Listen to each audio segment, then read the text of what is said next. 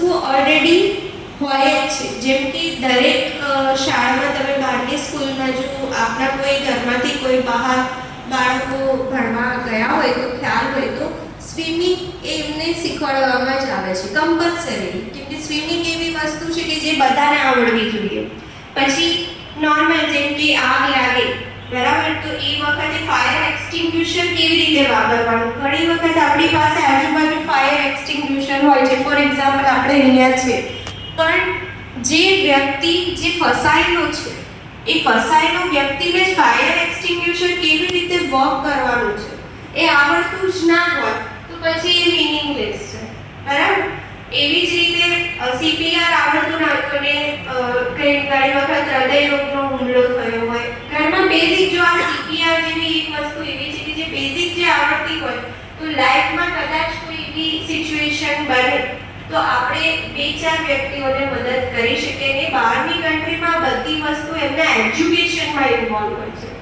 એ લોકોને નાનપણથી જ આ બેઝિક વસ્તુઓ શીખવાડવામાં આવે છે અને એ જ રીઝન છે કે ત્યાં ઘડી તમે જોશો તો આ બધી બાબતે અવેરનેસ વધારે હોય છે.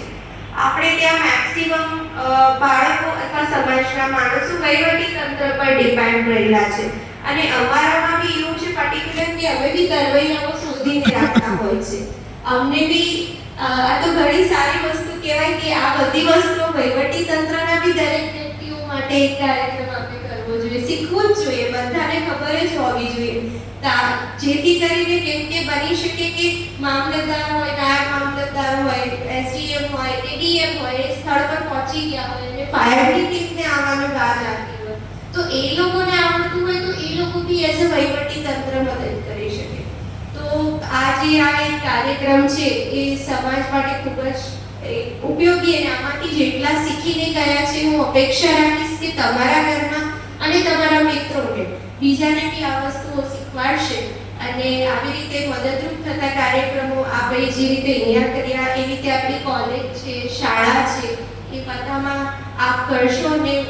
અમારા સેવા સેતુ બી ચાલી રહ્યા છે તો મારી એક હાર્ટલી આપને રિક્વેસ્ટ છે કે નેક્સ્ટ જે સેવા સેતુ હોય તેમાં બી માણસો હજારની સંખ્યામાં આવતા હોય છે એ વખતે આપનો એક સ્ટોલ બનાવવામાં આવે જેમાં આપ બી આ વસ્તુઓ શીખવાડો તો કદાચ દરેક ગામે ગામે આ વસ્તુઓ ધીરે ધીરે બેઝિક અવેરનેસ લોકોમાં આવે. તો એ બાબતે મારી આપને રિક્વેસ્ટ છે કે આપ મારા 2 સેવા સેતુ હજી બાકી છે એમાં બી આ રીતે આપ જોડાવો અને રેડક્રોસ સોસાયટી અને લાયન્સ ક્લબ સમાજ માટે ઘણી સારી સેવાઓ નિસ્વાર્થ ભાવે કરી રહ્યા છે. આપણે એમને કોઈને કંઈ કીધું નથી, જાતે ઊભી થયેલી સોસાયટી છે, જાતે પાર્ટિસિપેટ બને છે, જાતે એમાં માણસો જોડાય છે અને આ રીતે સમાજમાં સ્પેસિફિકલી હું ખરેખર ધન્યવાદ આપીશ કે જે બ્લડ ડોનેશનનું જે કામ છે રેડ ક્રોસ સોસાયટીનું અને લાયન્સ ક્લબ બી એમાં જોડાય છે તે ખૂબ જ સરાહનીય છે